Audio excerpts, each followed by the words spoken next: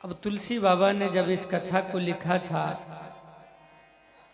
तो संतों ने पूछा, इस कथा को सुनने से चमत्कार हुआ है, किसी का जीवन बदला? बोले लाखों पापी तर गए श्री राम कथा सुनते सुनते गाते गाते। और कोई बोले कि अरे महाराज, इस कथा से हजारों के लोगों में परिवर्तन हुआ, लोगों के जीवन में बदलाव हुआ, भाई से भाई का कैसा संबंध हो, ये राम कथा आपको बताएगी, समझाएगी। भारत चरित्र है इसका उदाहरण कि भाई से भाई का संबंध कैसा हो, पिता पुत्र का कैसा संबंध हो। अयोध्या कांड में आपको दशरथ और राम का संवाद समझाएगा। पति पत्नी का संबंध कैसा हो, राम और सीता का गृहस्थी देख करके आपको समझाया जाएगा।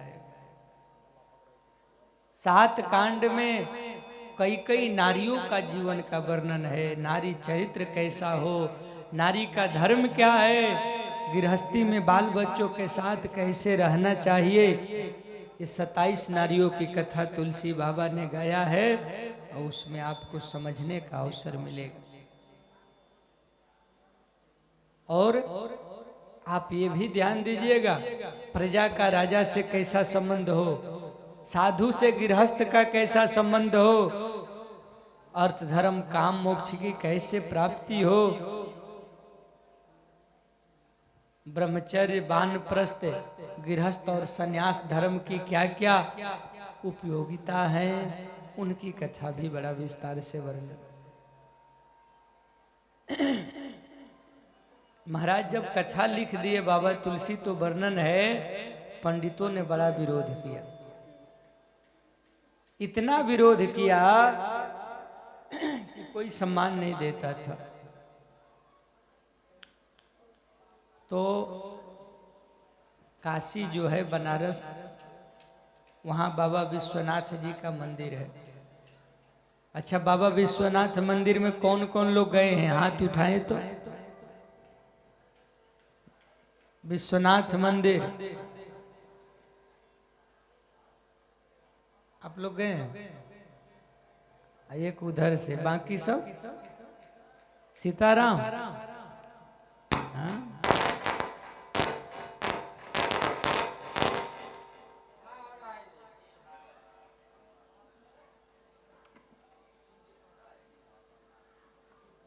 तो काशी विश्वनाथ मंदिर में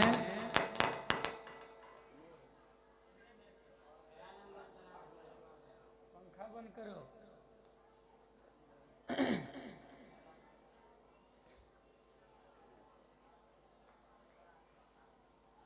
अब देखिए, उसी काशी विश्वनाथ मंदिर में नहीं गए हैं तो जाइएगा दर्शन करने। अब तो और बढ़िया बन गया है विस्तार से, पहले तो सकेत था पर अब कायाकल्प हो गया है। तो उसी मंदिर में रामचरितमानस को सबसे नीचे रखा गया और बाकी जितना ग्रंथ है वेद पुराण उसके ऊपर रखा गया। किस लिए? इसका कोई महत्व नहीं। पंडित बोले जो संस्कृत में लिखा रहेगा उसी ग्रंथ को हम मानेंगे।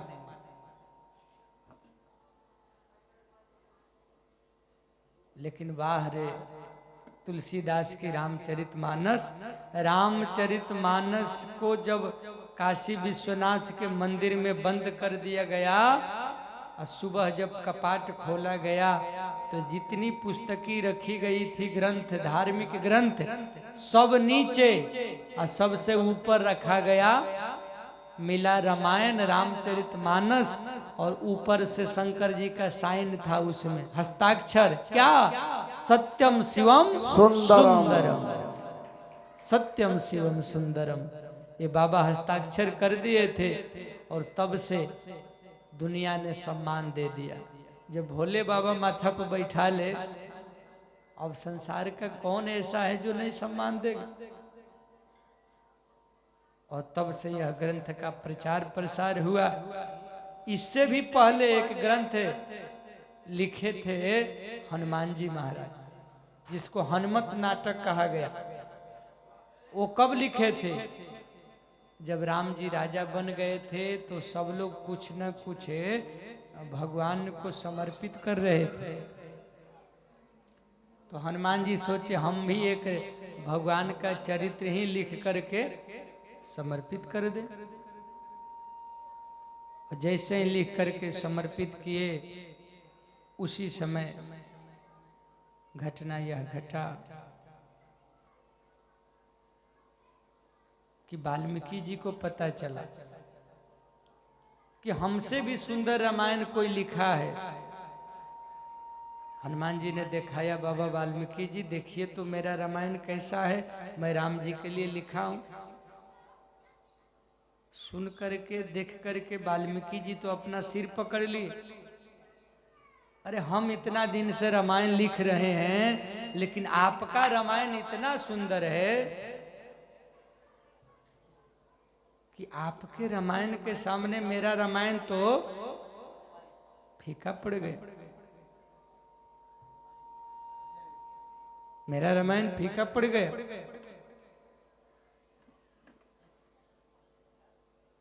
तो सुन करके हमारे हनुमान जी ने कहा तो क्या करना चाहिए बताइए। वाल्मीकि जी ने कहा ये कहीं काम करिए, आप अपना रामायण समुद्र में डुबा दीजिए, क्योंकि आपका रामायण दुनिया पढ़ लेगी तो मेरी रामायण को कोई पूछेगा नहीं। हनुमान जी ने तो अपना रामायण समुद्र में डुबा दिया, लेकिन वाल्मीकि जी को श्राप दिए। क्या श्राप दिए? वाल्मीकि जी को श्राप दिए कि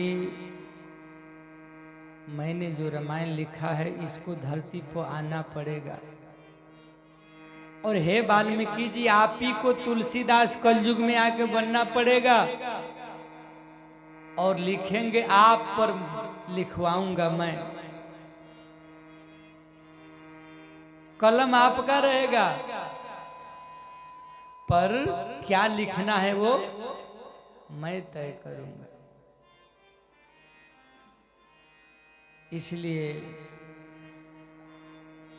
नाभा स्वामी जी लिखे हैं भक्तमाल में, कली जीव निस्तार हित बाबा वाल्मीकि तुलसी भयो। कलयुग के जीवों को कल्याण करने के लिए वाल्मीकि जी तुलसी बन के इस धरती पर आए और राम कथा को लिखा। और इसको जब लिख दिया तो दुनिया में प्रकट भया।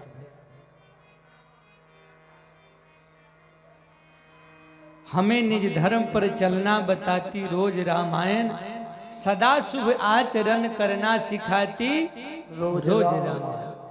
ये रामायण क्या करती है?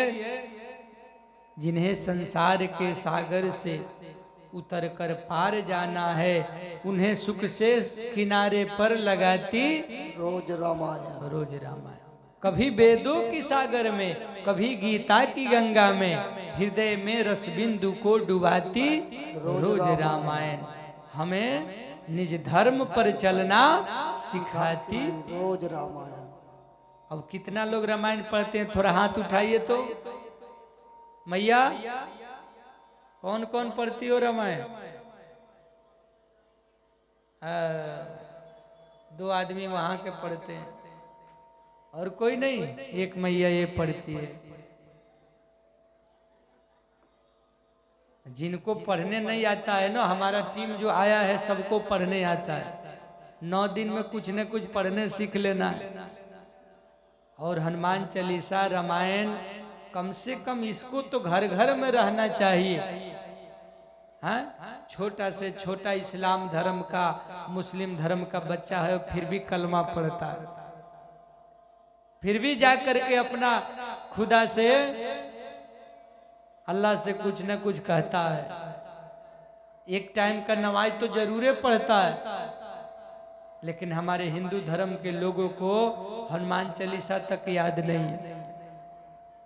अच्छे अच्छे घरों में हाँ पूजा के नाम पर पाखंड है, आडंबर है, अंधविश्वास है, तमाम तरह के फालतू फालतू काम है, लेकिन ज्ञान से मतलब नहीं। असली चीज से दूर हैं, गीता से दूर हैं, वेदांत से दूर हैं, उपनिषद से दूर हैं, शास्त्रों से दूर हैं, मनगढ़ंत काम करने में आगे नहीं। कुछ नहीं आता हो तो घर घर में रामायण की चौपाइया और हनुमान चालीसा तो जरूर होना चाहिए, याद होना चाहिए सबको।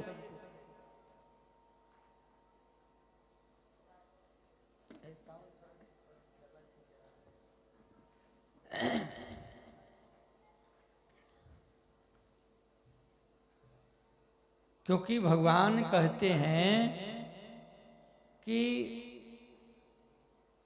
मेरा भक्ति करना है तो कब से पहले हमको जानने के लिए हमारे ग्रंथों के पास जाओ। ग्रंथों के पास जाओगे ज्ञान बढ़ेगा तो ही कल्याण होगा। इसलिए ग्रंथ का सहारा लेकर के और आगे हमको कथा सत्संग में बढ़ना। बोले रे रामचंद्र भगवान की जय, गौरी शंकर भगवान की जय, रया रामचंद्र भगवान की जय। तो बाबा तुलसी ने भोले बाबा का हस्ताक्षर पाया, गदगद हो गए। 7 कांड लिखा। सबसे प्रथम कांड है बाल कांड, फिर अयोध्या कांड, अरण्य कांड, किष्किंधा कांड, पंचम कांड है सुंदर कांड, षष्ठ कांड है लंका कांड और अंतिम कांड उत्तर कांड, जिसको युद्ध कांड भी बोलते हैं। उत्तर कांड क्यों? जो सभी प्रश्नों का, सभी शंकाओं का समाधान करा दे उसको कहते हैं उत्तर कांड। और एक बात और, राम कथा संशय से प्रारंभ भई है और समाधान तक गई है। प्रश्न से प्रारंभ भई और उत्तर तक पहुंचा है। राम कथा संशय से प्रारंभ भया, क्वेश्चन और आंसर। कई श्रोता हैं, उन्होंने प्रश्न किया है। कहीं कागभूषुंडी जी गणुर जी में जो संवाद है तो काग जी से गणुर जी प्रश्न करते हैं, गणुर जी को काग जी जवाब देते हैं। उसको कहते हैं हम लोग भक्ति का घाट। 4 घाट है, जैसे तालाब में 4 घाट होता है और 7 सीढ़ी होता है तालाब में। तो ये राम कथा का जो 7 कांड है उस तालाब में उतरने के लिए 7 सीढ़ी है। घाट में जो पानी है वो क्या है? ये राम कथा का जो कहानियां हैं यही उस तालाब का पानी है, जल। 4 घाट में कौन कौन है?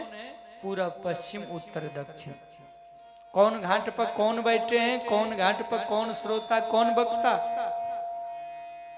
बोले जो भक्ति का घाट है, उत्तर का घाट, उस पर कागजी बैठे हैं, गणुर जी को कथा सुना रहे। जो भक्ति का घाट। पश्चिम के घाट पर भोले बाबा बैठे हैं, जो ज्ञान का घाट है। वो ज्ञान के घाट पर पार्वती मैया को बाबा यह राम कथा सुना रहे। दक्षिण के घाट पर बैठे हैं याज्ञवल्क्य ऋषि बाबा भरद्वाज जी को प्रयागराज में बैठ करके कर्म के घाट पर कथा सुना रहे। भोले बाबा कैलाश में बैठ करके पश्चिम के घाट पर, ज्ञान के घाट पर कथा सुना रहे। पूरब के घाट पर तुलसी बाबा बैठे हैं, अपने मन को, सभी संतों को यह राम कथा सुना रहे हैं। जो शरणागति का घाट है वो भोले श्री तुलसी बाबा का घाट है, क्योंकि वो न जानामि जोगम जपम नेम पूजा। हमको कुछ नहीं आता, न कर्म है, न ज्ञान है, न भक्ति है, न उपासना है। मैं तो बस राम शरण पकड़ लिया हूं, यही हमारे पास आश्रय है।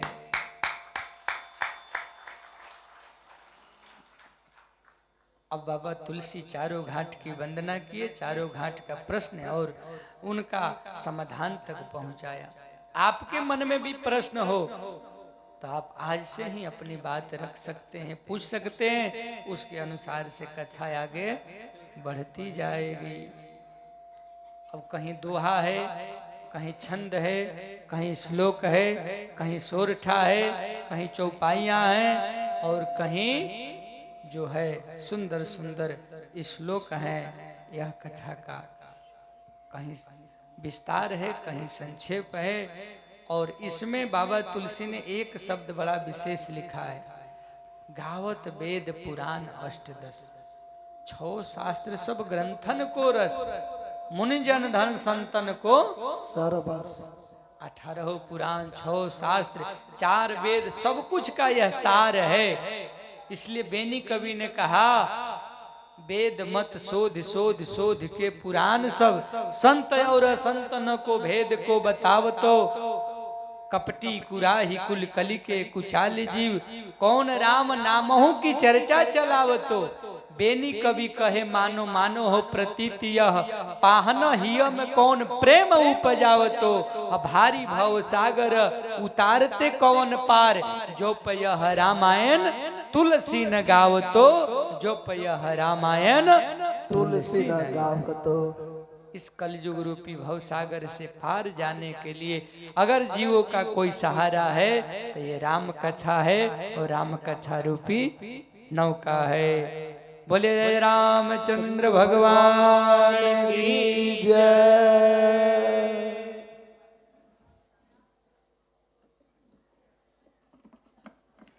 बहुत ही प्यारा सा अभी मार्मिक प्रसंग आप लोगों के समक्ष हमारे गोस्वामी तुलसीदास जी के द्वारा बताए हुए मार्ग पर हमारे पूज्य संत धनंजय वैष्णव जी के द्वारा अद्भुत चरित्र चित्रण तो कहना पड़ेगा। हाँ